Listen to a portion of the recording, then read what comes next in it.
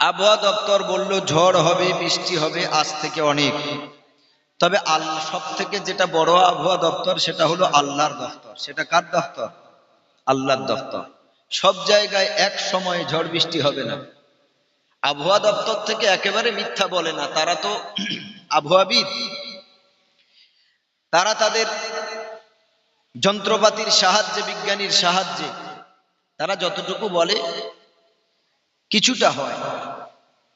আল্লাহ তাদের সেই জ্ঞানটুকু দিয়েছেন। আল্লাহ তাআলা বলেন ওমা উতিতুম মিনাল ইলমি ইল্লা কলিলা। আল্লাহ বলেন আমি তোমাদেরকে আমার জ্ঞানের থেকে, আমার যে জ্ঞান তার থেকে খুবই সামান্য, অত্যন্ত সামান্য জ্ঞান তোমাদের দান করেছি। সুবহানাল্লাহ।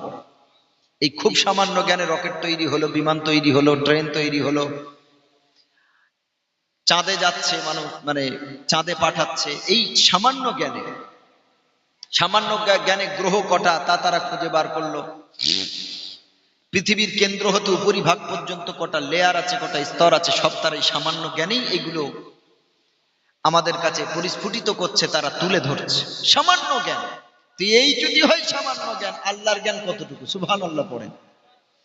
আল্লাহ তাআলা বলেন পাঁচটা জিনিস পৃথিবীর বুকে কেউ বলতে পারবে না, না কোনো নবী, না কোনো ওলি, না কোনো সাহাবী, না কোনো পীর, সে যত বড় লেভেলের মানুষ হোক না কেন।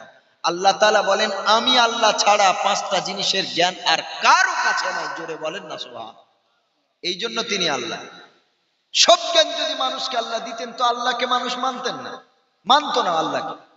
ঈশ্বর বলে এমনিই তো কত মানুষ নাস্তিক্যবাদ লালন করে।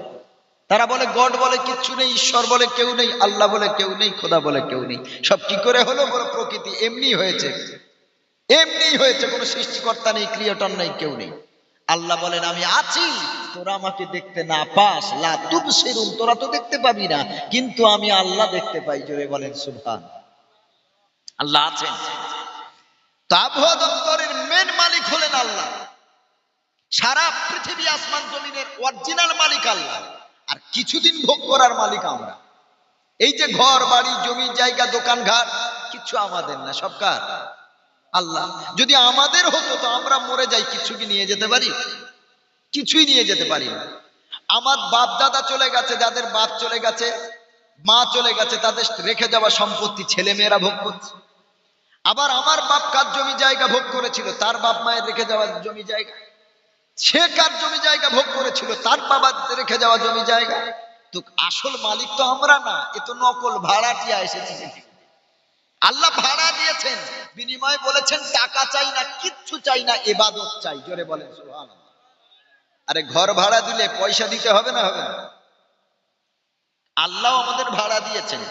মায়ের মাতৃগর্ভে যখন 4 মাস বয়স হয়, মুসলিম শরীফের হাদিস, আল্লাহ রসুল বলছেন 4 মাস যেদিন মাতৃগর্ভে বাচ্চার বয়স হয়, ফানাফাখনা ফিহা মিন রূহিনা, আল্লাহ 4 মাস বয়সে ওই বান্দা বান্দির মাতৃগর্ভে পেটের ভিতরে বাচ্চাটাকে রূহ ফুঁকে দেয়।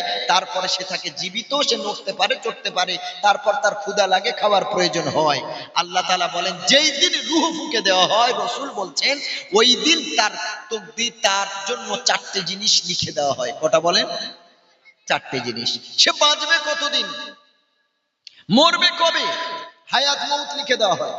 রুজি লিখে দেওয়া হয়, সারাটা জীবন সে কতটুকু রুজি ইনকাম করবে, সে আমল লিখে দেওয়া হয়, সে কেমন আমল করবে। আর তাকদীর লিখে দেওয়া হয়, ভালো এবং মন্দ। এই 4টে জিনিস মাতৃগর্ভে রসুল বলছেন 4 মাসে লিখে দেওয়া হয়।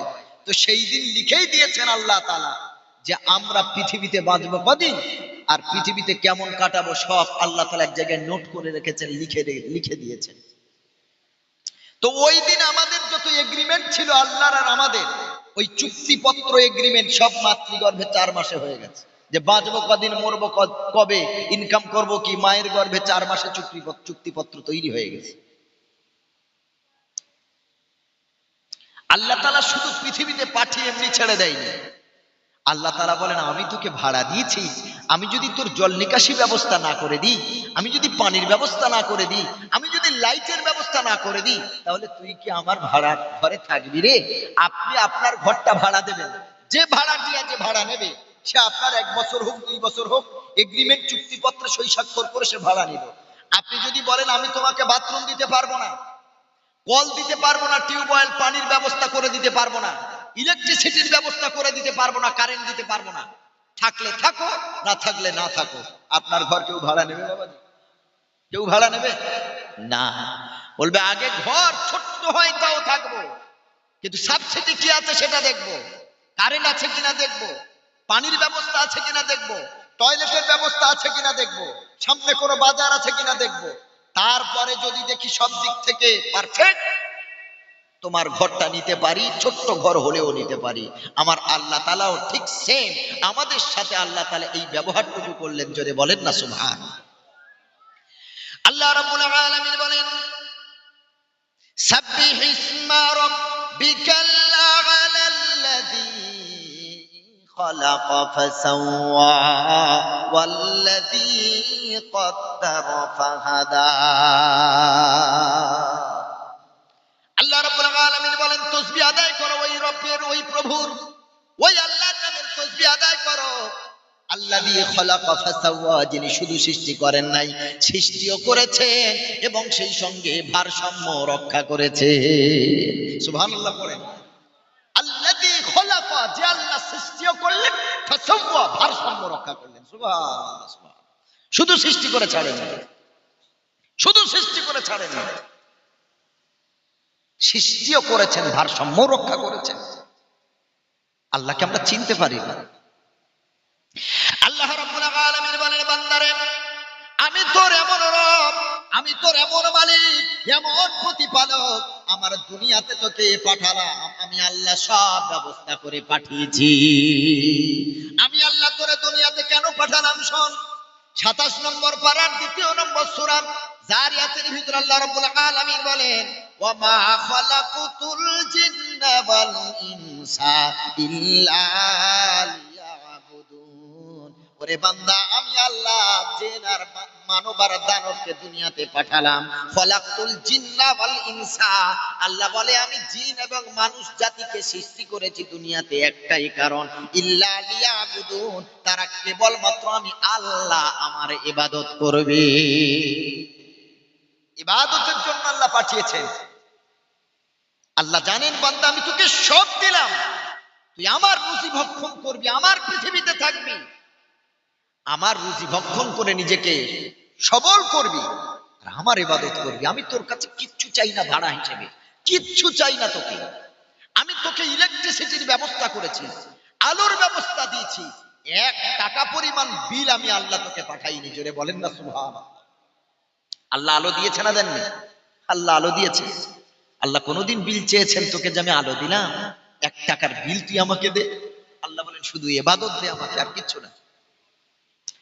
ও ভাইরা আমার, আল্লাহ রাব্বুল আলামিন বলেন ইয়া আইয়ুহাল ইনসানু মা গররাকা বিরাব্বিকাল কারীম আল্লাযী খালাকাকা ফাসাওয়াকা ফাআদালাকা ফি আইয়ি সূরাতিন মা শাআ রাক্কাবাক। সুবহানাল্লাহ পড়েন। আল্লাহ রাব্বুল আলামিন 30 নম্বর পারায় রব্বুল আলামিন ঘোষণা দেন ইয়া আইয়ুহাল ইনসান, মানব সকল শোন, মা গররাকা বিরাব্বিকাল কারীম, কোন জিনিস তোর আল্লাহ থেকে তোকে ডুবিয়ে রাখলো, মুখ ফিরিয়ে রাখলো? বল, তুই কি তোর আল্লাহকে চিনলি না? তোর প্রভুকে চিনলি না? তোর ঈশ্বরকে চিনলি না? তোর খোদাকে তুই চিনলি না? বল, কোন জিনিস তোকে আমি আল্লাহ আমার থেকে গাফেল রাখলো? বল, একটু চিন্তা কর রে বান্দা, আমাকে পেয়ে যাবি। বড় বড় মনীষীগণ বলে গেছে মান আরাফা নাফসাহু ফাকাদ আরাফা রাব্বাহু। হাদিসও না, বড় বড় ইমামদের মত, মান আরাফা নাফসাহু ফাকাদ আরাফা রাব্বা, যে নিজেকে চিনতে পারলো সে নিজের ভিতরেই আল্লাহকে চিনতে পেরেছে।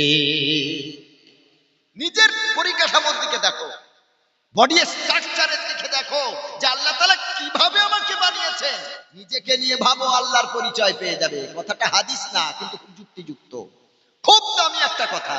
মান আরাফা নাফসা, যে নিজেকে চিনতে পারলো, ফাকাদ আরাফা রাব্বা, সে তার আল্লাহকে চিনতে পেরেছে। সুবহানাল্লাহ, এটা দামি একটা কথা। ভাইরা আমার, আল্লাহ তাআলা বলেন নিজের দিকে দেখো, আমি আল্লাহ তোমাকে শুধু এমনি তৈরি করিনি, আল্লাযী খলাকাকা, আমি আল্লাহ তোমাকে সৃষ্টি করলাম। করলাম ফাসাওয়াকা, আমি আল্লাহ তোমার ভারসাম্য রক্ষা করলাম। ফাআদালাকা, আমি বেইনসাফি করিনি, আমি আল্লাহ তোমার সাথে ইনসাফপূর্ণ আচরণ করেছি।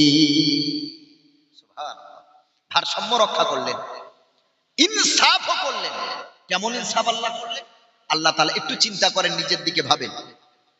আল্লাহ যদি আমাদের চোখটা দিতেন পায়ের বুড়ো আঙুলের মাথায়, আল্লাহর সৃষ্টি তো সব, আল্লাহ মনে করেন চোখ দান করেছেন পায়ের বুড়ো আঙুলের মাথায় চোখ দিয়েছেন, নাকটা দিয়েছেন পিঠের চালে, আর মুখটা দিয়েছেন মাথার উপর।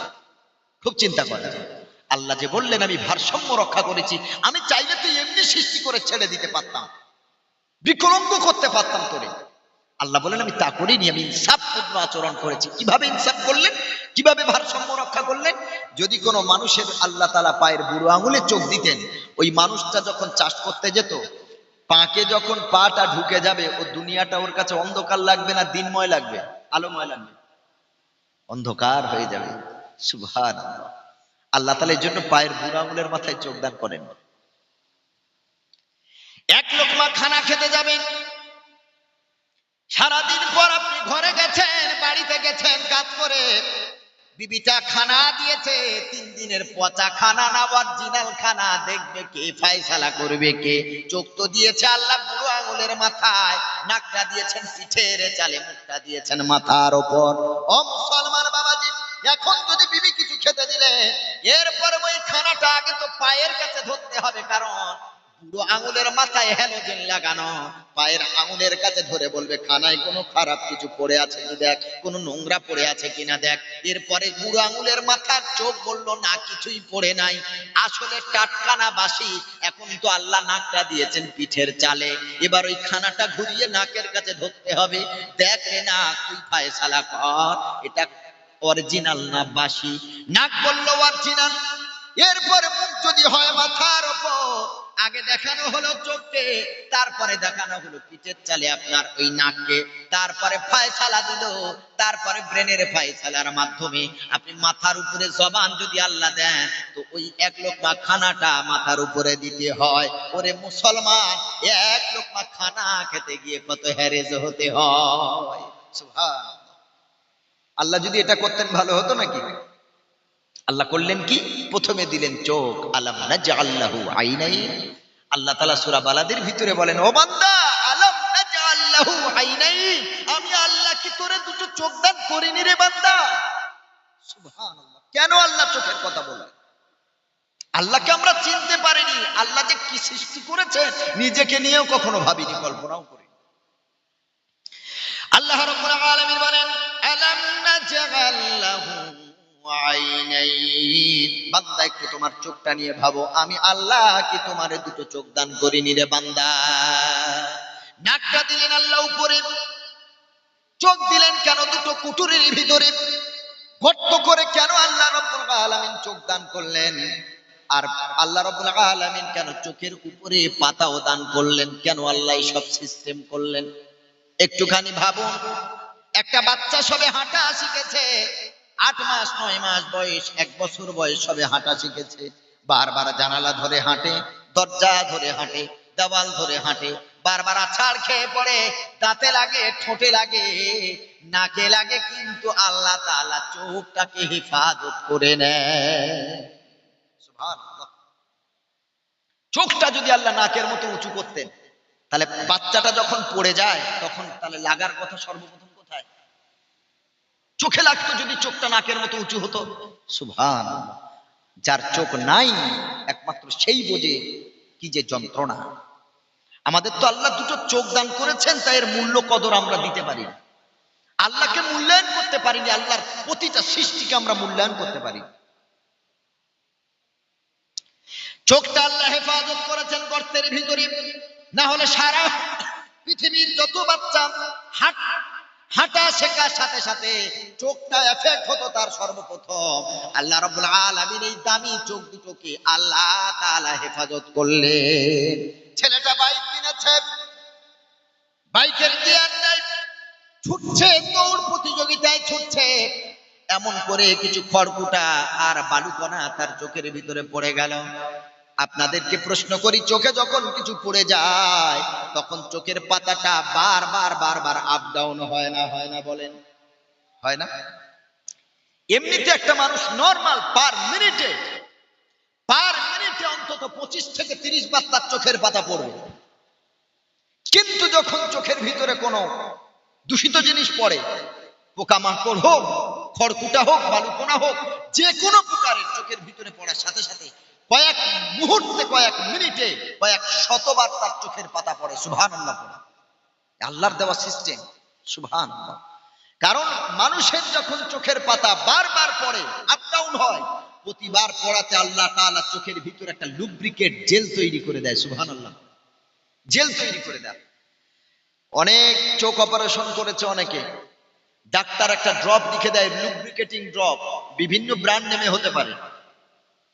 ওই ড্রপটা তার সারা জীবন ইউজ করতে হয়, কারণ ডাক্তার জানে ওর চোখের পানি শুকিয়ে গেছে, চোখটা ড্রাই হয়ে গেছে। ড্রাইনেস কাটাবার জন্য চোখটা যাতে লুব্রিকেট থাকে, পিচ্ছিলতা অবস্থায় থাকে, এজন্য ডাক্তার একটা ড্রপ দিয়ে দেয় যাতে চোখটা সব সময় তার পিচ্ছিল থাকে, চোখে যেন ওই জেলটা থাকে, যাতে করে চোখের পাতাটা আপ ডাউন হতে সুবিধা হয়। সুবহানাল্লাহ পড়ে। আল্লাহর জেলি শেষ হয়ে গেলে ডাক্তারের জেলি আর ক বছর? ডাক্তারের দেওয়া ড্রপ আর ক বছর? 2 বছর 4 বছর পর আবার চোখে ঝাপসা দেখে, আবার অপারেশন করছে, আবার লেন্স লাগাচ্ছে, কত দামি দামি লেন্স লাগাচ্ছে, কাজ আর হয় না। সুবহানাল্লাহ, সুবহান। আল্লাহর কি সৃষ্টি, আল্লাহর কি সৃষ্টি। আল্লাহ তাআলা বলেন, বান্দারে চোখের ভিতরে যখন কোনো কিছু পড়ে যায়, আল্লাহর হুকুমে চোখের পাতাটা বারবার বারবার আপ ডাউন করে, বারবার আপ ডাউন করে। প্রথমে কোনো খড়কুটা উড়ে আসে, চোখের পাতা বন্ধ হয়ে যায়, চোখের ছোট্ট ছোট্ট লোমগুলো ওই আপনার কিনা খড়কুটা বালুকণাটা আঘাত করে, প্রত্যাখ্যান করার চেষ্টা করে, ফিরিয়ে দেওয়ার চেষ্টা করে। যখন চোখের পাতাটা ভেদ করে, চোখের ছোট্ট ছোট্ট লোমগুলো ভেদ করে যখন কোনো কিছু ঢুকে যায় চোখের ভিতরে, সাথে সাথে চোখের পাতাটা আল্লাহর হুকুমে বারবার বারবার আপ ডাউন করে, আর ততবার জেল তৈরি হয়ে যায়, ততবার পানি তৈরি হয়ে যায়। ওই পানির মাধ্যমে আল্লাহ রাব্বুল আলামিন চোখের ভিতরের পড়ে থাকা দূষিত জিনিসগুলি আল্লাহ রাব্বুল আলামিন চোখের বাইরে করে দেয়। এই জন্য আল্লাহ বলেছেন, আলাম নাজআল লাহু আইনাইন, আমি আল্লাহ কি তোমাকে দুটো চোখ দান করিনি? ভাবো বান্দা, আমার দেওয়া চোখ নিয়ে ভাবো, আমার দেওয়া চোখ নিয়ে ভাবো, আমার সৃষ্টি কেমন, আমি আল্লাহ, আমার ক্ষমতা কেমন, আল্লাহ বলতে চাচ্ছে। এরপর আল্লাহ রাব্বুল আলামিন বলেন, ওয়ালিসানাও ওয়া শাফাতাইনি ওয়া হাদাইনাহুন নাজদাইন। আল্লাহ রাব্বুল আলামিন বলেন, আমি আল্লাহ কি তোমার একটা জবান কি দান করিনি? আর আমি আল্লাহ কি তোমার দুটো ঠোঁট কি দান করিনি? রে বান্দা, দেখো আমি আল্লাহ শুধু তোমার সৃষ্টি করে ছেড়ে দিইনি, ভারসাম্য রক্ষা করেছি, ইনসাফপূর্ণ আচরণ করেছি। ওয়ালিসানান, আল্লাহ বলেন একটা জিহ্বা দান করেছি। সুবহানাল্লাহ। আমাদের জিহ্বা কটা? আমাদের জবান কটা? একটা। কখনো কি চিন্তা করেছি যে জিহ্বার কথা আল্লাহ কেন কোরআন মাজিদে বললেন? মেডিকেল সায়েন্স যারা বিজ্ঞানের ছাত্র যদি কোরআন নিয়ে গবেষণা করে, খোদার কসম, বর্তমানে বহু বড় বড় বিজ্ঞানীরা কোরআন নিয়ে গবেষণা করে তারা ইসলাম কবুল করেছে। সুবহানাল্লাহ। কোরআন নিয়ে গবেষণা করে ইসলাম কবুল করেছে। যে এইরকম ডিফিকাল্ট বিষয়গুলো, এত কঠিন বিষয়গুলো কিভাবে কোরআনে থাকতে পারে? তারা অবাক হয়ে যাচ্ছে যে মোহাম্মদ পৃথিবীতে কোনো স্কুল কলেজ ইউনিভার্সিটিতে পড়েনি, সেই মোহাম্মদের মুখে এত দামি দামি কথা এলো কি করে? সুবহানাল্লাহ। অবাক হয়ে যাবেন। জান্নাতের বর্ণনায় লেখা আছে, নবীজি বলেন, কোন জান্নাতীরা যখন জান্নাতে যাবে, জান্নাতীদের কুতুফুহা দানিয়া কোরআনের ভিতরে আছে। আল্লাহ রাব্বুল আলামিন বলেন, জান্নাতের ফলগুলো জান্নাতীদের মুখের সামনে ঝুলন্ত অবস্থায় থাকবে। সুবহানাল্লাহ। পেড়ে খেতে হবে না। আল্লাহ রাব্বুল আলামিন বলেন, জান্নাতের ফলগুলি কুতুফুহা দানিয়া, এভাবে মানে আপনার ঝুলে থাকবে মুখের সামনে। আল্লাহ রাব্বুল আলামিন বলেন, নবীজি বলেন, এই ফলে যতবার কামড় দেবে ততবার ভিন্ন ভিন্ন রকমের টেস্ট পাবে। জোরে বলেন সুবহানাল্লাহ। বর্তমান পৃথিবীর মানুষ যারা চলে গেছে, বর্তমানে আছে, ভবিষ্যতে যারা আসবে কিয়ামত তাক, কিয়ামত পর্যন্ত যত মানুষ যত জীব আসবে প্রত্যেক জীবেরা যারা খায় তাদের জিহ্বাতে 4 ধরনের টেস্ট পায়, এই 4-এর বাইরে কোনো টেস্ট পাওয়া যায় না। আজ বাড়িতে গিয়ে আপনি গবেষণা করুন আল্লাহ কেন বললেন ওয়ালিসানান ওয়া শাফাতাইন, আমি আল্লাহ একটা জিহ্বা দান করলাম, দুটো ঠোঁট দান করলাম। ভাবো রে বান্দা, আমার সৃষ্টি নিয়ে ভাবো। মেডিকেল সায়েন্স পড়েছি, ডাক্তারি বইগুলো যখন পড়েছি অবাক হয়ে গেছি। আল্লাহ কেন জিহ্বার কথা কোরআনে বললেন? আজকে বাড়িতে গিয়ে জীবের মাথাতে আপনি নিম পাতা ঘষে দেবেন, আল্লাহর কসম তিতো টেস্টটা আপনি বুঝতে পারবেন না। মেডিকেল সায়েন্স বলছে পৃথিবীর সব মানুষের জীবনে জিহ্বাতে 4 ধরনের স্বাদ পরক আছে, 7 গ্রাহকও আছে। জোরে বলেন সুবহানাল্লাহ। কত ধরনের? 4 ধরনের 7 গ্রাহক, 7 পরক। মেডিকেল সায়েন্স বলছে, ডাক্তাররা বলছে, ডাক্তারি বইগুলোতে লেখা আছে। আমি অবাক হয়ে গেছি যে আল্লাহ তাআলা কোরআনে বললেন ওয়ালিসানান, জবান দিয়েছি ভাবো, জিহ্বা দিয়েছি, জিহ্বা নিয়ে যদি ভাবো, আমি আল্লাহ আমার কৃতিত্ব, আমার মহানুভবতা, আমার ক্ষমতা তোমার কাছে প্রকাশ হয়ে যাবে। সুবহান। জিহ্বাতে 4টে জায়গা আছে। জিহ্বার প্রথমে এই যে একদম ডগাতে, এইখানে আল্লাহ তাআলা মিষ্টি জাতীয় স্বাদ গ্রহণ করার ক্ষমতা দিয়েছেন। সুবহানাল্লাহ। একদম জিহ্বার শেষ প্রান্তে তিতো জাতীয় খাবার টেস্ট গ্রহণ করার ক্ষমতা দিয়েছেন আল্লাহ তাআলা। জিহ্বার মিডিলে টক জাতীয় খাবার, টক জাতীয় টেস্ট গ্রহণ করার ক্ষমতা দিয়েছেন আল্লাহ। জিহ্বার 2 সাইডে আমলা জাতীয় বা নুন জাতীয় জিনিসের টেস্ট গ্রহণ করার ক্ষমতা দিয়েছে। সুবহানাল্লাহ। এই জন্য আল্লাহ তাআলা বলেন আমার দেওয়া জবান নিয়ে ভগবান সবকিছু মনে করছে এমনি হয়ে গেল, কোন সৃষ্টিকর্তা নাই, যদি না থাকবে তো তোকে এগুলো দান করলো কে? এটাই আল্লাহ বলতে চান। আল্লাহ রাব্বুল আলামিন বলেন বান্দা, আমি আল্লাহ তোরে কত ভালোবাসি, কত মহব্বত করি।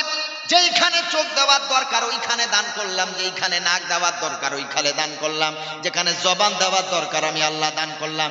1 লোকমা খানা খেতে যাবে, সাথে সাথে 1 সেকেন্ডে চোখ দেখে ফয়সালা করবে ওটা ক্লিয়ার, কোনো নোংরা নাই, কাছাকাছি নিয়ে যাবে না, ফয়সালা করে দিল ওটা টাটকা জাবাসি। তারপরে জবান দিয়ে আপনি গলাধকরণ করলেন। ওরে মুসলমান, 1 লোকমা খানা জবানে দিতে গিয়ে 2 সেকেন্ডেরও বেশি লাগে না। কিভাবে আল্লাহ কিভাবে তৈরি করেছেন? আল্লাহ বলেন নিজেকে নিয়ে ভাবো, নিজেকে নিয়ে ভাবো। আল্লাহ বলেন আমার পরিচয় পেয়ে যাবে। ভাইরা আমার, আল্লাহ রাব্বুল আলামিন বলেন বান্দারে, এরপরে দেখো আমি আল্লাহ তোমাকে কেমন করে রূপদান করলাম। ফি আইয়ি সূরাতিন মা শাআ রাক্কাবাক।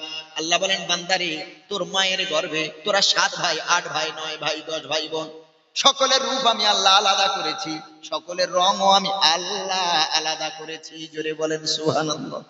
রূপ আলাদা না এক হয় বাবা?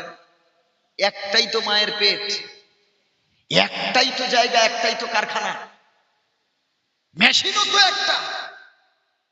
তাহলে এক মায়ের গর্ভে 6 সন্তান, 4 সন্তান, 8 সন্তান, 10টা সন্তান, আর 1000টাও যদি সন্তান হয়, সকলের রূপ এক হয় না আলাদা হয়?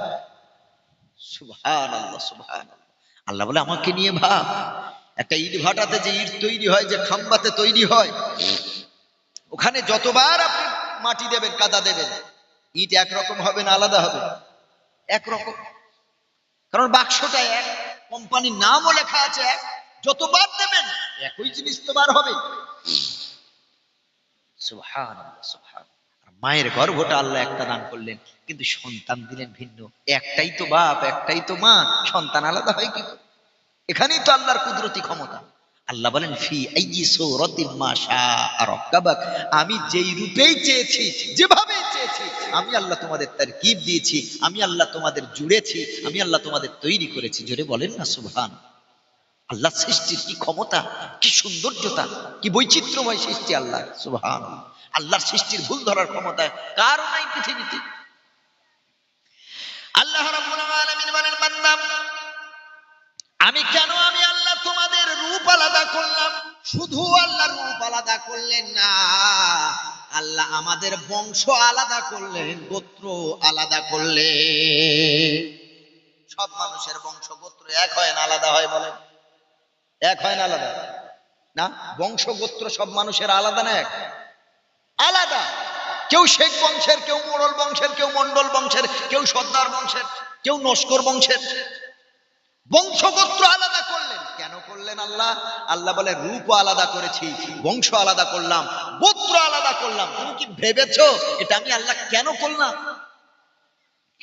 আল্লাহ রাব্বুল আলামিন 26 নম্বর পারায় সূরা হুজুরাতের ভিতরে বলেন, ইয়া আইয়ুহান নাস ইন্না খালাকনাকুম মিন যাকারিন ওয়া উনসা ওয়া জাআলনাকুম শুউবান ওয়া ক্বাবাইলা লিতাআরাফু ইন্না আকরামাকুম ইনদাল্লাহি আতকাকুম। সুবহানাল্লাহ। আল্লাহ তাআলা এইবারে বলছেন আমি তোমাকে বংশ আলাদা করেছি, গোত্র আলাদা করেছি। এতক্ষণ আল্লাহ বললেন তোমাকে যেভাবে তারকিব দেওয়ার, যেভাবে তৈরি করার আমি আল্লাহ করেছি, ইনসাফ করেছি তোমার সাথে, বেঈমানি করিনি, বেইনসাফি করিনি, ভারসাম্য রক্ষা করেছি। এরপর আমি আল্লাহ তোমার কি করলাম? আমি আল্লাহ তোমার রূপের ভিন্নতা দান করলাম, ভিন্ন ভিন্ন রূপ দান করলাম। এরপরে বললেন ইয়া আইয়ুহান নাস, এ মানব সকল, ইন্না খালাকনাকুম মিন যাকারিন ওয়া উনসা, অবশ্যই আমি আল্লাহ তোমাদের সৃষ্টি করেছি একজন পুরুষ এবং একজন নারী হতে। সেই একজন পুরুষ আমার বাবা, একজন নারী আমার মা। সেই একজন পুরুষ হযরতে আদম আলাইহিস সালাম, সেই একজন নারী হযরতে হাওয়া আলাইহাস সালাম। আল্লাহ রাব্বুল আলামিন বলেন একজন পুরুষ হতে এবং একজন নারী হতে আমি আল্লাহ তোমাদের সৃষ্টি করলাম। শুধু সৃষ্টি করিনি, এরপর আল্লাহ কি করলেন? ওয়া জাআলনাকুম শুউবান ওয়া ক্বাবাইলা। আল্লাহ তাআলা বলেন আমি তোমাদের গোত্র আলাদা করলাম, বংশ আলাদা করলাম। সুবহানাল্লাহ। কেন গো আল্লাহ, কেন আমাদের বংশ গোত্র আলাদা হলো? জান্নাতে যারা যাবে, জান্নাতীদের সবার বংশ হবে এক, গোত্র হবে এক। সুবহানাল্লাহ। পড়ে দেখতেও হবে এক, বয়সও হবে এক। সব নারীদের বয়স হবে একরকম, সব পুরুষদের বয়স হবে একরকম। ওরে মুসলমান, জান্নাতে আল্লাহ রাব্বুল আলামিন সকলের একরকম করবেন, কিন্তু দুনিয়াতে আল্লাহ ভিন্নতা দান করলেন। দুনিয়াতে আল্লাহ রাব্বুল আলামিন আল্লাহ আমাদের রূপ আলাদা করলেন, বংশ আলাদা করলেন, গোত্র আলাদা করলেন। আল্লাহ যেন বলতেছেন বান্দারে, কেন তোমাদের বংশ আলাদা করলাম, কেন তোমাদের রূপ আলাদা করলাম, কেন তোমাদের গোত্র আলাদা করলাম? লিতাআরাফু, যাতে করে তোমরা একে অপরের পরিচয়টা ঠিক রাখতে পারো। এ কারণে আমি আল্লাহ বংশ গোত্র আলাদা করেছি। সুবহানাল্লাহ। আল্লাহ বললেন যাতে তোমাদের নিজেদের ভিতরে পরিচয়টা ঠিক থাকে। এই কারণেই আমি আল্লাহ তোমাদের বংশ গোত্র রূপ সব আলাদা করেছি, বয়স আলাদা করেছি। কিন্তু জান্নাতে সব পুরুষদের বয়স হবে এক, সব নারীদের বয়স হবে এক, পৃথিবীতে ভিন্ন। আল্লাহ বলেন লিতাআরাফু, তোমাদের পরিচয়টা যাতে ঠিক থাকে। এই কারণে একটা উদাহরণ দিলে বুঝতে পারবেন যে পরিচয় বলতে আল্লাহ কি বোঝাতে চাইলেন। মনে করেন আমরা সবাই এক ধরনের আল্লাহ দেখতে তৈরি করেছেন, বাপেরও বয়স যা, ছেলেরও বয়স তাই। অল পরিবারে সব মেয়েদের দেখতে একরকম, সব পুরুষদের দেখতে একরকম, আলাদা না। এখন মনে করেন ছেলে মার্ডার করেছে, মগরাহাট থানার, এটা কোন থানার আন্ডারে? মগরাহাট। মগরাহাট থানার পুলিশ ছেলে যদি আল্লাহ দেখতে একরকম করেন, বাপেরও যদি দেখতে একরকম করেন, ছেলে আর বাবার বয়সও যদি আল্লাহ জান্নাতের মতো একরকমই করেন, আল্লাহ চাইলে পারতেন না? পারতেন না? আল্লাহর কাছে অসম্ভব কিছু আছে? হুয়া আলাইয়া হাইয়্যিন, সবকিছু সহজ আল্লাহর কাছে। আল্লাহ বাপেরও দেখতে একরকম করলেন, ভাইয়েরও দেখতে একরকম করলেন, ছেলেরও দেখতে একরকম করলেন। এখন ছেলেরও বয়স যা, বাবারও বয়স তাই, দেখতে শরীরের পরিকাঠামো একরকম। বাপও যেমন মোটা সোটা, ছেলেও মোটা সোটা, বাপেরও শরীর যেমন, ছেলেরও শরীর তেমন। দেখতে কে বাপ কে বেটা চেনার কোনো কল নাই। তাহলে মগরাহাট থানার পুলিশ এসে ধরবে কাকে? ছেলে মনে করেন মার্ডার কেসের আসামি, এখন ওর ভাইও দেখতে যেমন, দাদারও দেখতে তেমন, ওর বাপেরও দেখতে যেমন, ওর চাচারও দেখতে তেমন। তাহলে থানার পুলিশ এসে ধরবে কাকে? জোরে বলেন না বাবাজি, কাকে ধরবে? যার সামনে পারবে তার। সবাই তো একই। তাহলে মানুষ অসুবিধায় পড়তো না পড়তো না? অবশ্যই। রাহাজানি বাড়তো, দুর্নীতি বাড়তো, মার্ডার বাড়তো, চুরি বাড়তো। কারণ ধরবে কাকে? সবার মনে একটা সাহস থাকতো, আমি চুরি করবো তো পৃথিবীর সবার তো দেখতে এক, থানার পুলিশ ধরবে কাকে? সুবহানাল্লাহ, সুবহানাল্লাহ। এই কারণে আল্লাহ তাআলা বলেন লিতাআরাফু, যাতে করে তোমাদের ভিতরে পরিচয়টা ঠিক থাকে। আমি আল্লাহ এই কারণে তোমার বংশ আলাদা করেছি, গোত্র আলাদা করেছি, রূপ আলাদা করেছি। জোরে বলেন সুবহানাল্লাহ। এরপর আল্লাহ রাব্বুল আলামিন একটা দামি কথা বললেন। আগে আল্লাহ রূপের কথা বললেন, বংশের কথা বললেন, গোত্রের কথা বললেন। এগুলো পার্থিব জগতে, দুনিয়ার জগতের জন্য এগুলো প্রযোজ্য। রূপের কদর আছে দুনিয়ায়, টাকার কদর আছে দুনিয়ায়, তোমার ক্ষমতার কদর থাকবে দুনিয়ায়, তোমার বংশের কদর থাকবে দুনিয়ায়, তোমার প্রভাব বিস্তার করতে পারো দুনিয়ায়। আল্লাহর কসম, কবরে টাকা পয়সা আর কবরে তুমি কোন গোত্রের কোন বংশের, এগুলো আল্লাহ তাআলা দেখবেন না। কেমন রূপের অধিকারী, কবর দেখবে না। এই কারণে আগে আল্লাহ রূপের কথা বলেছেন আম ভাবে, আল্লাহ বংশের কথা বললেন আম ভাবে, আল্লাহ গোত্রের কথা বললেন সাধারণভাবে আম ভাবে। এবং এরপরে আল্লাহ তাআলা একটা খাস কথা বলছেন, নির্দিষ্ট কথা বলছেন। আল্লাহ তাআলা কি কথাটা বললেন?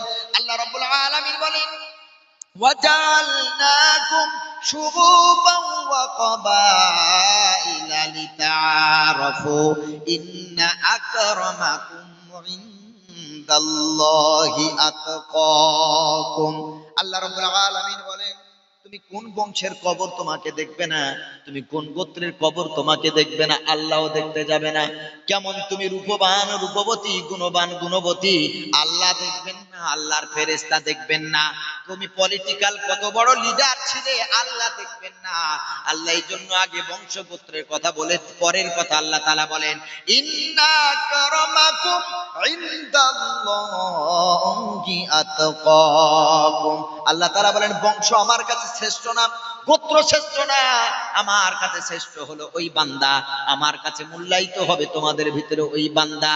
ইনদাল্লাহি আতকাকুম, আল্লাহর নিকটে খোদা ভীরু বলে যে পরিচয় দেবে, আল্লাহকে যে বেশি ভয় করে চলবে, আল্লাহ বলেন আমার ভয়ে মদ ছেড়ে দেবে, দুর্নীতি ছেড়ে দেবে, মিথ্যা কথা ছেড়ে দেবে, আমার ভয়ে আব্বা মাকে খেদমত করবে, আমার ভয়ে দু নম্বরি ব্যবসা ছেড়ে দেবে, আমার ভয়ে সুদ ছেড়ে দেবে, আমার ভয়ে ঘুষ ছেড়ে দেবে, আমার ভয়ে ইন্টারেস্ট ছেড়ে দেবে।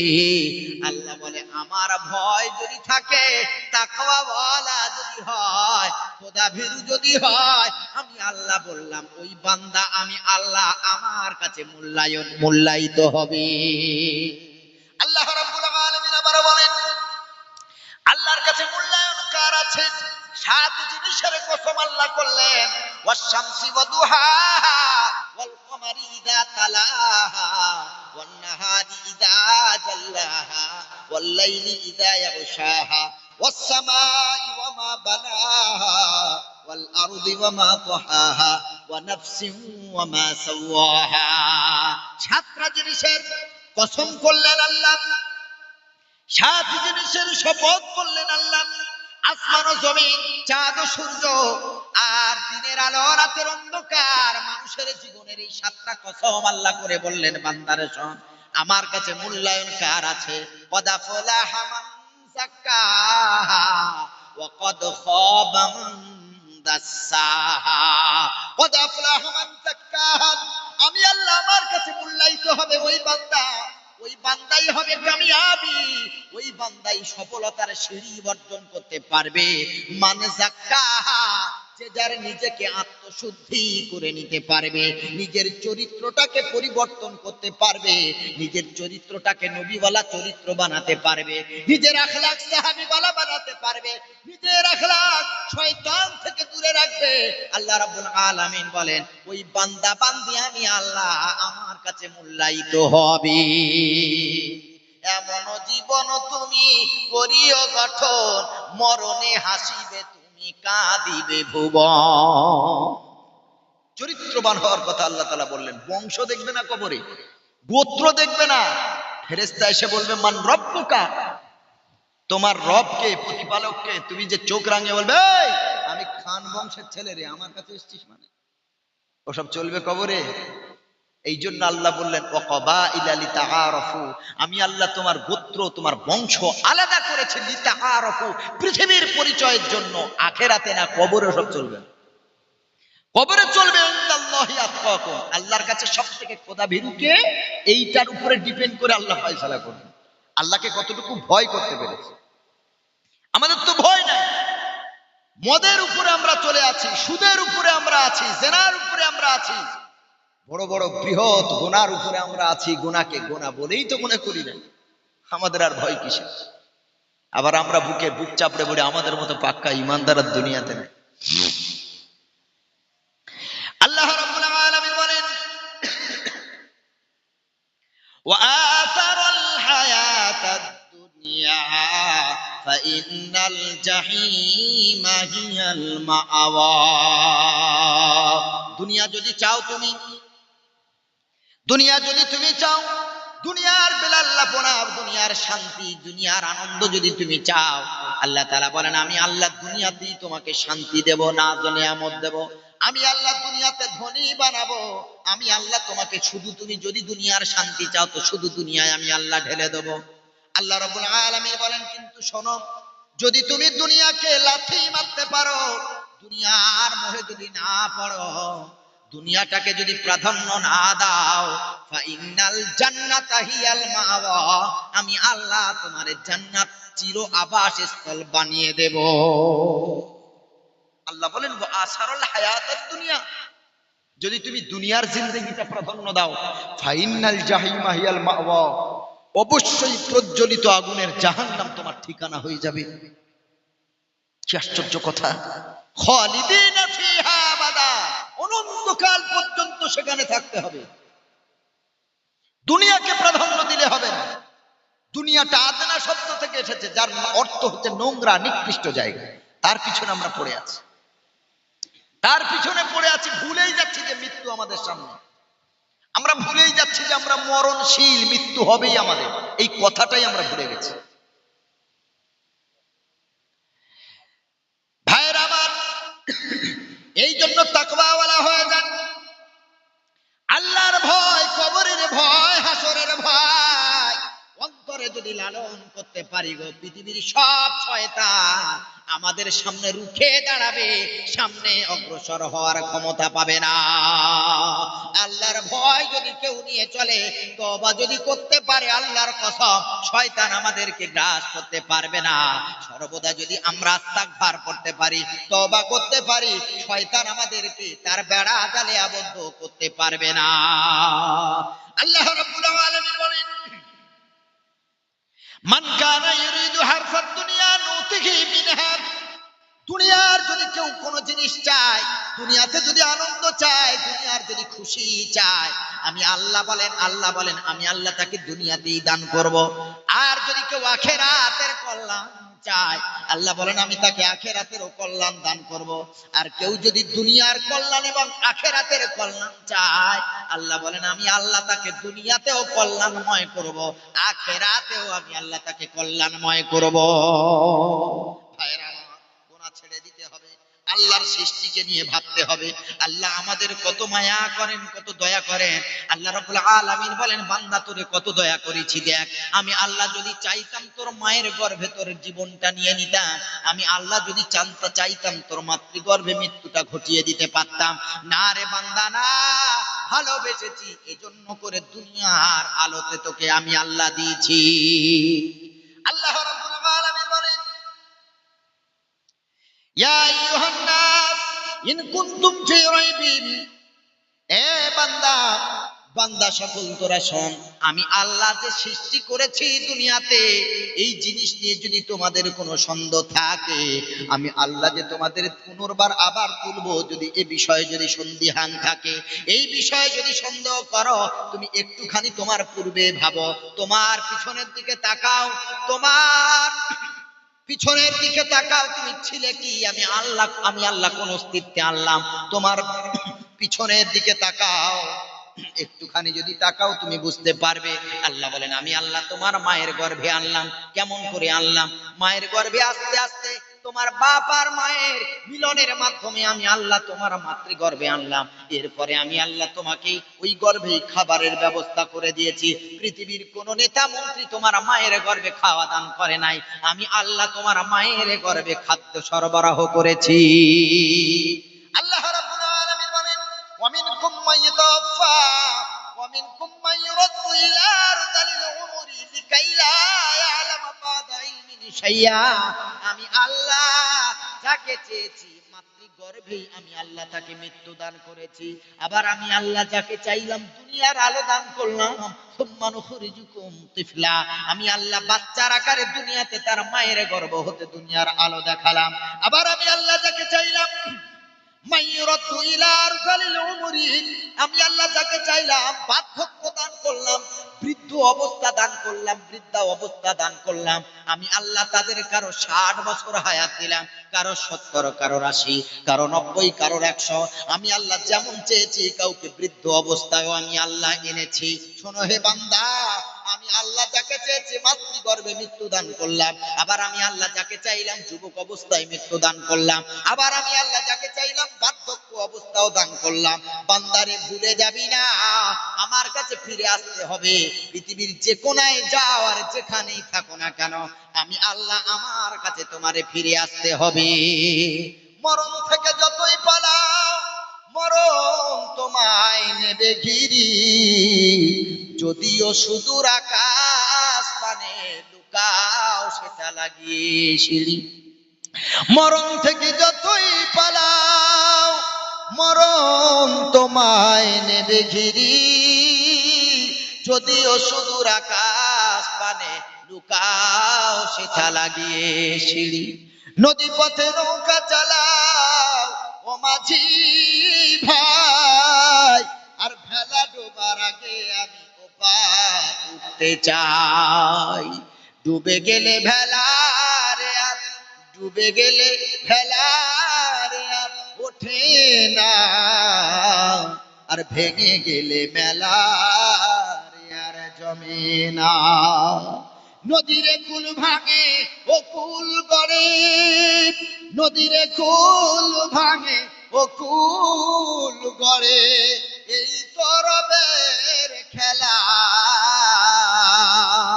সকাল বেলার ধনী রে তুই, ফকির সন্ধ্যা বেলা। এই দুনিয়ায় ক্ষমতা নিয়ে বেঁচে থাকার কোনো সুযোগ নাই। সারাটা জীবন ক্ষমতা নিয়ে বেঁচে থাকতে পারবে না। যদি তাই হতো তো ফেরাউন তো ক্ষমতা নিয়ে বেঁচে থাকতে পারত। যদি তাই হতো নমরুদ, সাদ্দাত, কারণ, আবু জাহাল, উতবা, সাইবা, আবু সুফিয়ান সব তারা ক্ষমতার দাপট দেখিয়ে বাঁচতে পারত। ক্ষমতাকে নিঃস্ব করে দিয়ে সবাইকে ছেড়ে যেতে হয়েছে। কোথা নমরুদ, কোথা সাদ্দাত, ফেরাউন আজি কোথা। রিক্ত হস্তে মাটির গহীনে রয়েছে তাদের পোতা। সাদ্দাত সমপলক তোমার, সাদ্দাত সমপলক তোমার নাহি কোহেলিতে দিবে, আর হুঙ্কারে মালাকুল মউত তোমায় নিয়ে যাবে। কোথা থেকে আগমন, কোথায় যেতে হবে রে, কোথা থেকে আগমন, কোথায় যেতে হবে রে, কি আনিল কি কারণে জানি না রে ভবেতে। দীপ্ত কণ্ঠে মনির কহে ফুলতা জাকি রয় কখনো, এক রাত কি দুরাত রহে ভুল বুঝিস নে তোর জীবন। ঠিক এমনি করে সঙ্গ হবে এই ভবের খেলা পড়ে রবে, ঠিক এমনি করে সঙ্গ হবে এই ভবের খেলা পড়ে রবে। কোথায় ভাই যে চলে যাবে খোঁজ খবর কি থাকবে ভবে। দুনিয়া থেকে কত বাহাদুর বিদায় নিয়ে চলে গেল, দুনিয়া দুনিয়ায় কেউ তার নাম নেওয়ার মতো আর নাই। কত লাট সাহেব চলে গেল, কত সুন্দর সুন্দরী বিদায় নিয়েছে, কত ডাক্তার, মাস্টার, উকিল, সাংবাদিক, সাহিত্যিক, কত হাই লেভেলের প্রফেশনাল ম্যান সব দুনিয়া থেকে চলে গেল, কেউ তাদের নাম নেওয়ার মতো আর দুনিয়াতে নাই। সুতরাং এই দুনিয়াতে থাকতে গেলে লা তামশি ফিল আরদি মারহা, আল্লাহর জমিনে অহংকার নিয়ে চললে হবে না। আল্লাহর জমিনে নিজেকে ভদ্র হয়ে চলো, অহংকারী হইও না, অহংকার করে না। এই দুনিয়াতে আজ আছি কাল থাকবো না রে মুসলমান, এই দুনিয়া ছেড়ে সকলকে বিদায় নিয়ে চলে যেতে হবে। এই জন্য মরণের চিন্তা করো, দুনিয়া থেকে নিয়ে কি যেতে পারলাম এটাই আসল। টাকা পয়সা, ঘর বাড়ি, ছেলে মেয়ে, বাপ মা, কেউ দুনিয়া থেকে আমার সঙ্গে যাবে না। কিয়ামতের দিন, মুসিবতের দিন, আমার মা আমার কাছে এসে বলবে না, মনিরুল ইসলাম বাবা একটা নেকি দে রে বাবা, আমি তোর মা, একটু মাত্র দে আমাকে বাঁচা, আমি তোর মা। আজ কিয়ামতের দিন ভীষণ কঠিন দিনে তোর পাশে দাঁড়াতে চাই। আমার মা সেদিন মা বলে পরিচয় দেবে না, আমার পৃথিবীর বাবা, পৃথিবীর আব্বা আমাকে ছেলে বলে পরিচয় দেবে না। লিকুল্লি ইমরিইম মিনহুম ইয়াওমাইদিন শানুন ইউগনি, এমন একটা পরিস্থিতি হবে সকলকে ভুলে যাবে, আত্মগোপন করে ফিরে যাবে। চিনতে পারবে এটা আমার স্ত্রী, চিনতে পারবে এটা আমার ছেলে, চিনতে পারবে এটা আমার কন্যা, চিনতে পারবে এটা আমার স্বামী, চিনতে পারবে এটা আমার দাদা, চিনতে পারবে এটা আমার দিদি, চিনতে পারবে এটা আমার দাদু, চিনতে পারবে এটা আমার দাদি, সব সকলকে চিনতে পারবে। আল্লাহর কসম করে বলছি, কিয়ামতের দিন আমার যত বন্ধু বান্ধব আর আপনজন কেউ আমার আপন হবে না। ওই কিয়ামতের দিনে সব নবীগণ শুধু ইয়া নাফসি ইয়া নাফসি ইয়া নাফসি বলে কাঁদতে থাকবে। একমাত্র ব্যতিক্রম নবী গো, আমার নবী, আমার দয়ার নবী, ইয়া নাফসি একবারের জন্য বলবেন না, তিনি শুধু বলবেন ইয়া হাবলি উম্মতি, ইয়া হাবলি উম্মতি, ইয়া হাবলি উম্মতি। আল্লাহ আজ আমি আমার নিজের চিন্তা না, আমার উম্মতের কি হবে গো আল্লাহ, আমার উম্মতের তুমি ক্ষমা করে দাও। এই জন্য আল্লাহকে ভালোবাসতে গেলে নবীকে ভালোবাসতে হবে। আমার নবী খুশি তো আল্লাহ খুশি, মান আতাআনি ফাকাদ আতা আল্লাহ। আমার রাসূল বলেছে যে আমার ইতাআত করবে, আমার অনুকরণ করবে, আমার অনুসরণ করবে, সে আমার আল্লাহকেই আনুগত্য করলো। পৃথিবীতে মা আমার আপন না, বাপ আমার আপন না। যদি মনে করেন পৃথিবীতে কাকে বেশি ভালোবাসবেন, মাকে, আল্লাহর কসম না। এই পৃথিবীকে মায়ের থেকে বেশি ভালোবাসতে হবে নবীকে, পৃথিবীতে বেশি ভালোবাসতে হবে বাপের চেয়েও নবীকে, পৃথিবী থেকে বেশি ভালোবাসতে হবে নিজের কন্যা, নিজের সন্তান, ছেলেদের থেকেও নবীকেই বেশি ভালোবাসতে হবে। যদি বলেন মনিরুল ইসলাম ছেলের থেকে কেন নবীকে বেশি ভালোবাসতে যাব, নবী দিয়েছেন কি? মা থেকে নবীকে কেন ভালোবাসতে যাব, নবী দিয়েছেন কি? আমার মা তো আমার কুইন্টাল কুইন্টাল তার নিজের বুকের দুধ আমাকে পান করালো, নিজের শরীরের দিকে খেয়াল করলো না, আমাকে 2 বছর দুধ পান করিয়েছে আমার মা। গরমের সময় কারেন্ট চলে গেছে, আমার মা সারা রাত আমাকে হাত পাকা দিয়ে হাঁকিয়ে আমাকে এমন করে ঘুম পাড়িয়েছে। শীতকালে আমি এমন করে মায়ের গায়ে পেশাব করে দিয়েছি, পায়খানা করে দিয়েছি, আমার মা আমাকে বকা দিল না, গালমন্দ করলো না, দাঁত ঝাড়া দিল না, ভ্রু কুঞ্চিত করলো না, বিরক্তির ভাব দেখালো না। আমার মা আমাকে আমার ড্রেস চেঞ্জ করে দিয়ে, আমার বিছানা পাল্টে দিয়ে, আমার জামা কাপড় পাল্টে দিয়ে, আমার মা আমার দুটো মুখে 2টা চুমা দিয়ে, আদরের চুমা দিয়ে ঘুম পাড়িয়েছে। বলো হে মনিরুল ইসলাম, কেন সেই মায়ের চেয়ে আমি নবীকে বেশি ভালোবাসতে যাব? কেন নবীকে বেশি ভালোবাসতে হবে? যে মা পৃথিবীতে আমার জন্য এত কিছু করলো, যে বাপ আমার জন্য না খেয়ে আমাদেরকে মুখে অন্ন তুলে দিল, ঈদের দিন এত গরিব বাপটা পুরানো লুঙ্গি জামা পরে ঈদ করলো, কিন্তু ছেলেকে পুরানো কাপড় পরে ঈদ করতে দিল না। তাহলে এই বাপের থেকে নবীকে কেন বেশি ভালোবাসতে হবে? আল্লাহ নবী সাল্লাল্লাহু আলাইহি সাল্লাম তো নিজেই বললেন, লা ইউমিনু আহাদুকুম, তোমাদের ভিতরে কেউ অতক্ষণ পর্যন্ত ঈমানদার হতে পারবে না, কতক্ষণ পর্যন্ত? হাত্তা আকুনা আহাব্বা ইলাইহি, যতক্ষণ না পর্যন্ত তার কাছে সব থেকে ভালোবাসার বস্তু আমার নবী না হবে, মিন ওয়ালিদিহি ওয়া ওয়ালাদিহি, তার পিতামাতা এবং সন্তান, ওয়ান নাসি আজমাইন, এবং পৃথিবীর সমস্ত মানুষের চেয়ে যতক্ষণ নবী ভালোবাসার মানুষ না হতে পারবেন, ততক্ষণ আমার নবী বলেন, সব থেকে যদি আমাকে বেশি ভালোবাসতে না পারো তো তোমরা ঈমানদার হতে পারবে না। নবী নিজের মুখে বললেন যে আমাকে বেশি মহব্বত করতে হবে। চিন্তা করেন তো বাবাজি, কেন আল্লাহর নবীকে বেশি ভালোবাসতে হবে? আমার বাপ মা, আমার সন্তান বেঁচে থাকতে আমার সন্তান আমাকে একবার আব্বু বলে ডাকলে আমার কলিজাটা ঠান্ডা হয়ে যায়, সেই সন্তানের চেয়ে কেন নবীকে বেশি ভালোবাসতে হবে? ভাইরা আমার, কেন নবীকে বেশি ভালোবাসতে হবে শুনেন। আল্লাহ রাব্বুল আলামিন বলেন, ইয়াউমা লা ইয়ানফাউ মালু ওয়ালা বানুন, কিয়ামতের দিন, মুসিবতের দিন, তোমার সম্পদ তোমার কোনো কাজে আসবে না, তোমার সন্তানগুলো তোমার কাজে আসবে না, তোমার ছেলে মেয়ে কিয়ামতের দিন কেউ তোমারে বাঁচাতে পারবে না। দেখেন, কিয়ামতের দিন আল্লাহ তাআলা বলেন, ইয়াউমা লা ইয়ানফাউ মালুন, ধন সম্পদ তোমার উপকারে আসবে না, ওয়ালা বানুন, সন্তানগণ তোমার উপকারে আসবে না। এই পৃথিবীতে সন্তান আমার, সব আমার, সব আমার, আল্লাহর কসম কিয়ামতের দিন এই সন্তান আমার সামনেও আসবে না। একটুখানি নেকির তরে রোজ হাসরের মাঠেতে বাবা ঘুরবে ছেলের পিছে, ছেলে বাবার আগেতে, একটুখানি নেকির তরে রোজ হাসরের মাঠেতে বাবা ঘুরবে ছেলের পিছে, ছেলে বাবার আগেতে।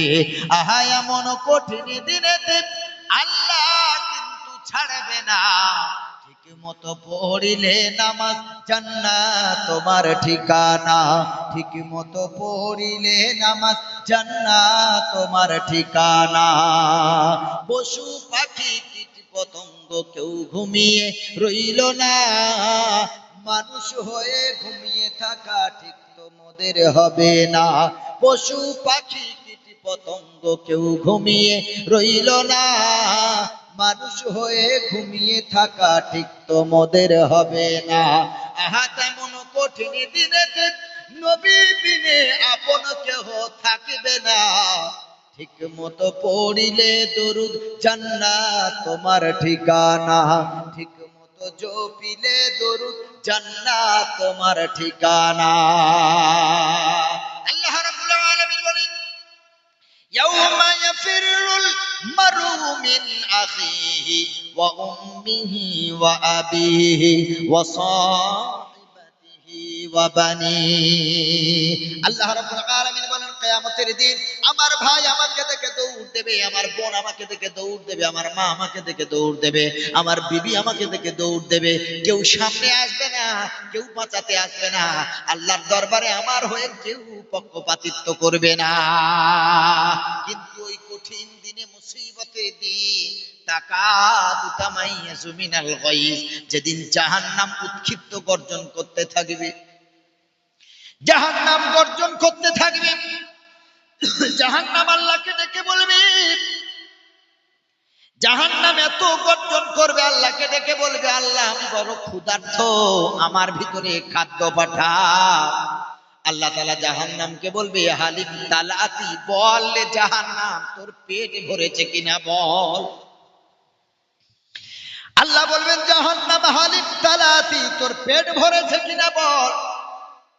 জাহান্নাম বলবে, ওয়াতাকুলু হাল মিন মাজিদ, আয় আল্লাহ আরো কি কোনো খাদ্য আছে, আর কি কোনো মানুষ আছে, যদি তোমার বান্দা বান্দি থাকে আল্লাহ আমার ভিতরে পাঠাও, আমি তার রক্ত চুষে তার গোশত খেয়ে আমার উদর পূরণ করব।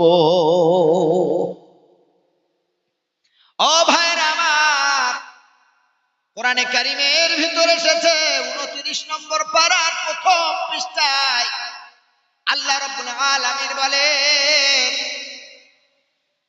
কুল্লামা উলকিয়া ফিহা ফাওজুন সালাহুম খাজানাতুহা আলাম ইয়াতিকুম নাযীর।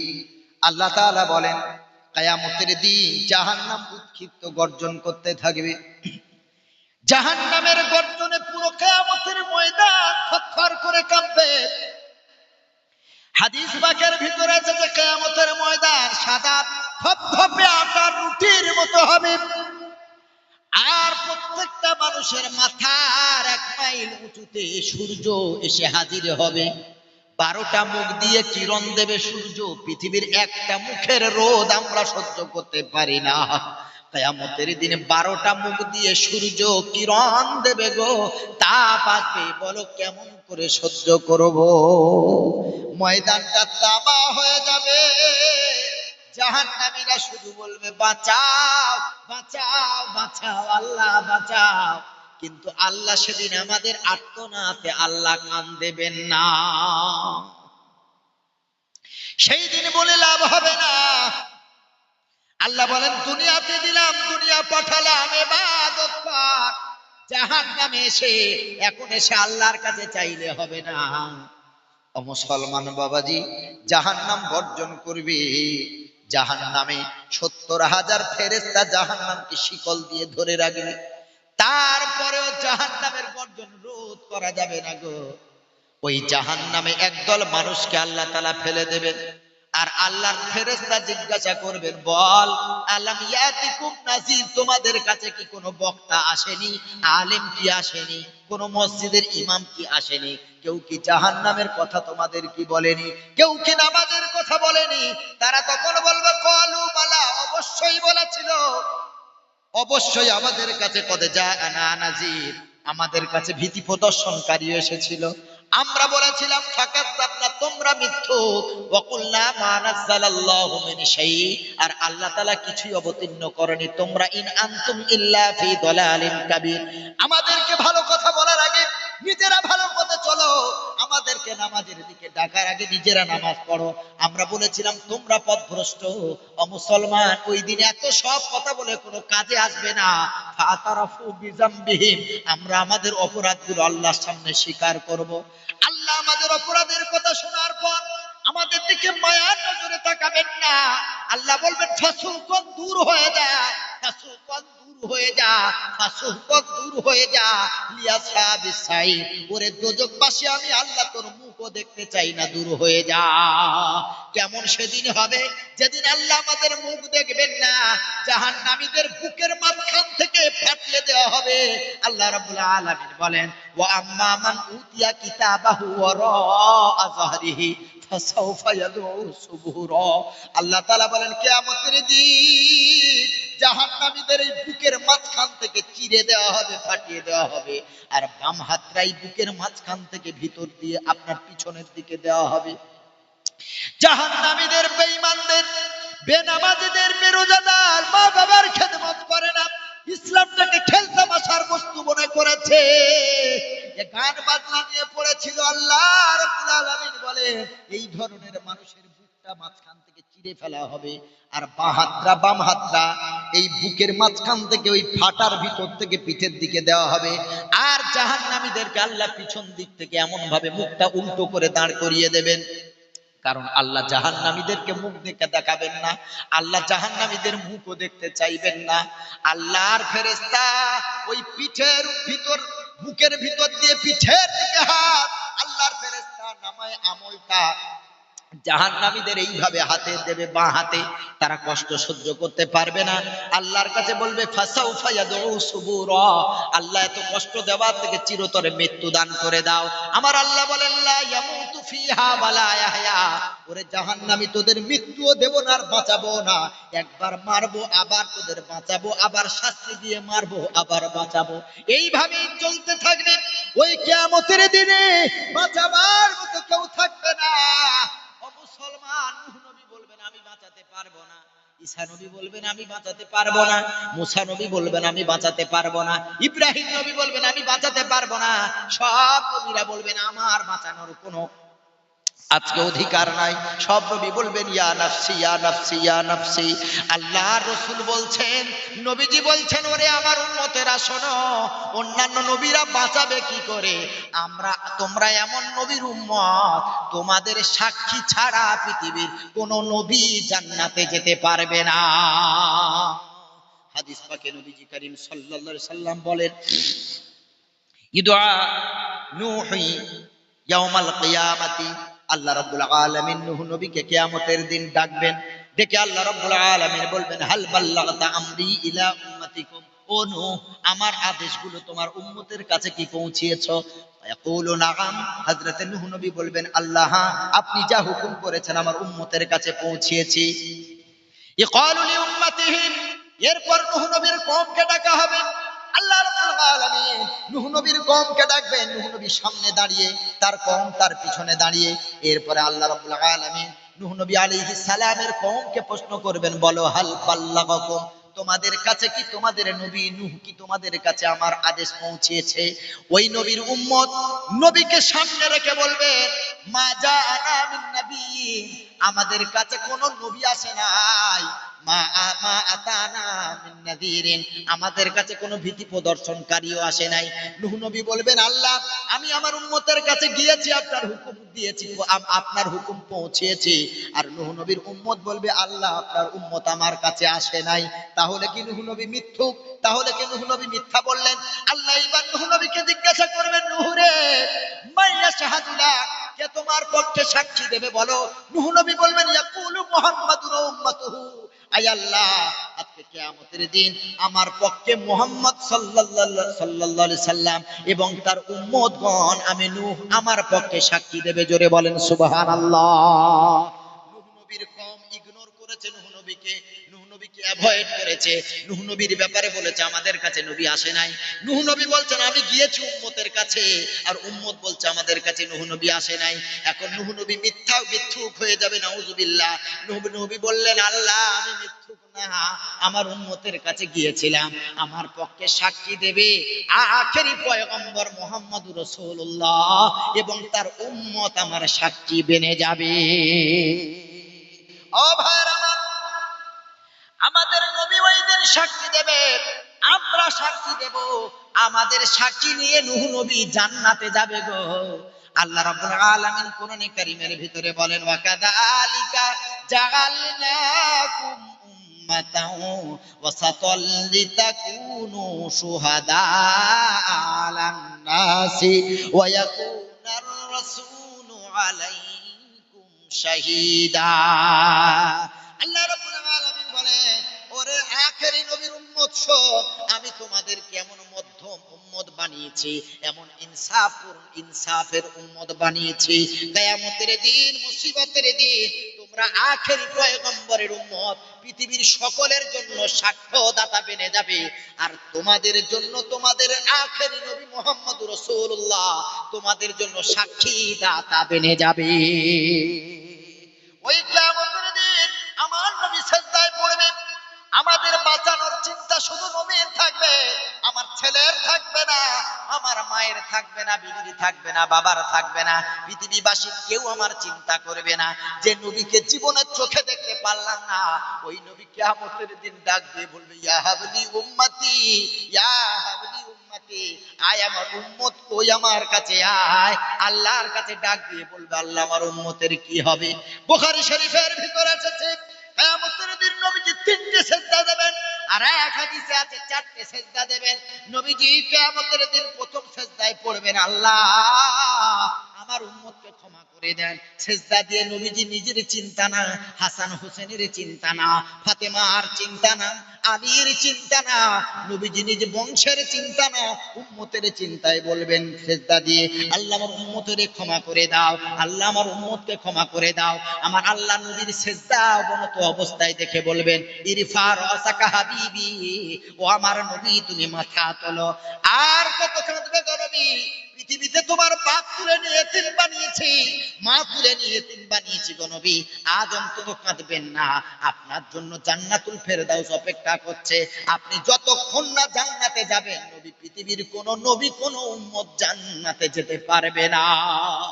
আমার নবী বলবেন, আল্লাহ আমি তো এমন স্বার্থপর নবী না, আমি তো রহমতের নবী গো, আমি তো দয়ার নবী, আমি একা জান্নাতে যাব না, আমার গুনাহগার উম্মতকে নিয়ে জান্নাতে যাব। এজন্য ছেলের চেয়ে, মায়ের চেয়ে, বংশের চেয়ে, গোষ্ঠীর চেয়ে আমার নবীকে বেশি ভালোবাসতে হবে।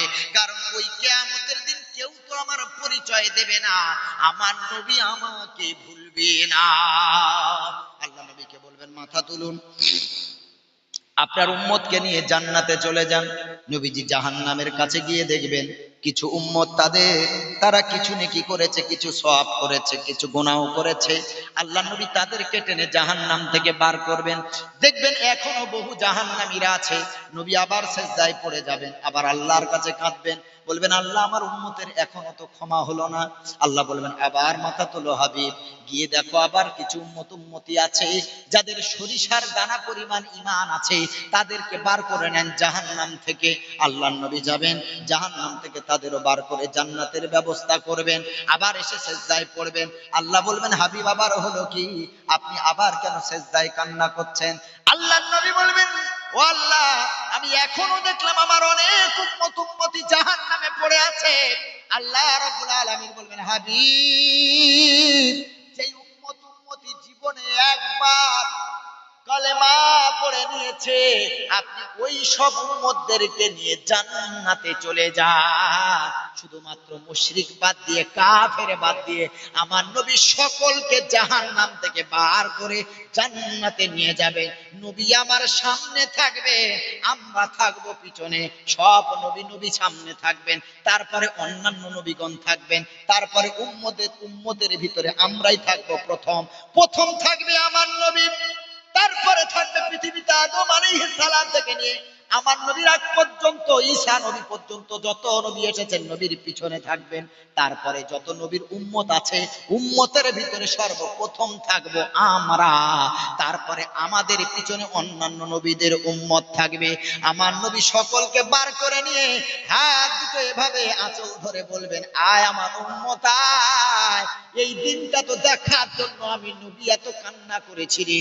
আয় আমার উম্মত আয়, আমি নবী একা জান্নাতে যাব না, আয় আমরা একসাথে জান্নাতে যাই। আমার দয়ার নবী মুহাম্মদুর রাসূলুল্লাহ সাল্লাল্লাহু আলাইহি ওয়াসাল্লাম কিয়ামতের দিন, ভীষণ কঠিন দিনে আমাদেরকে সঙ্গে নিয়ে নবী জান্নাতে যাবে। জোরে বলেন সুবহানাল্লাহ।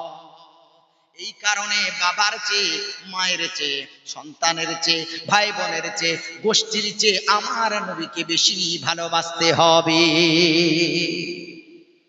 এমন একজন নবী আমরা পেয়েছি, আমরা নবীর এমন উম্মত, সব নবীদের জন্য আমরা সাক্ষী দেব, সুবহানাল্লাহ পড়ে। আর আমার নবী হবে আমাদের সাক্ষী, সুবহানাল্লাহ। আল্লাহ বললেন, ওয়াকাযালিকা জাআলনাকুম উম্মাতান ওয়াসাতাল লিতাকুনু শুহাদা আলান নাস ওয়া ইয়াকুনার রাসূলু আলাইকুম শাহীদা। এ আখেরি নবীর উম্মত, তোমরা হবে সব উম্মতদের সাক্ষী, আর তোমাদের সাক্ষী হবে তোমাদের নবী। জোরে বলেন না সুবহান। কেমন নবী আমরা পেয়েছি একটু চিন্তা করেন। কি আশ্চর্যের নবী, যে নবীর পায়খানা পাক, যে নবীর পেশাব পাক, যে নবীর ঘাম পাক। জোরে বলেন না সুবহানাল্লাহ। আমরা ঘুমালে অজু ভাঙে না? ভাঙে না? আরে আমরা যদি হেলান দিয়ে ঘুমিয়ে পড়ি তাহলে অজু ভাঙবে না? ভাঙবে না? আর নবীগণ ঘুমালে অজু ভাঙে না? আমার নবী যদি ঘুমাতেন অজু ভাঙতো? সুবহানাল্লাহ, কি নবী! হযরত আয়েশা হুমায়রা বলছেন, ইয়া রাসূলুল্লাহ, আপনি ঘুমালে অজু ভাঙে না? আমার নবী বলছেন, না আয়েশা, তোমরা ঘুমালে ঘুমাও, কিন্তু আমি নবী ঘুমালে আমার চোখ ঘুমাতে পারে, অন্তর ঘুমায় না। জোরে বলেন না সুবহানাল্লাহ। কি আশ্চর্যের নবী! নবীজির উপরে যখন ওহী হতো এত ঘেমে যেতেন নবী। তার স্ত্রী হযরত আয়েশা হুমায়রা রাদিয়াল্লাহু তাআলা আনহা ওই ঘামের ফোঁটাগুলো আপনার শিশিতে করে ভরে রাখতেন। আর মদিনার গরিব সন্তান, যার বাপ নাই মা নাই, অত্যন্ত গরিব দুস্থ দরিদ্র, ওই গরিবগুলো আসলে নবীজির ঘাম তাদেরকে দেওয়া হতো। তারা ওই ঘাম নিজের গায়ে মাখতেন। সপ্তাহ কেন, মাসের পর মাস চলে যেত, জামা কাপড় কাচার পরেও নবীজির এই ঘামের সুবাস যেত না। জোরে বলেন না সুবহানাল্লাহ। কেমন নবী, কি নবী আমরা পেয়েছি! মূল্যায়ন করতে পারিনি রসুলকে।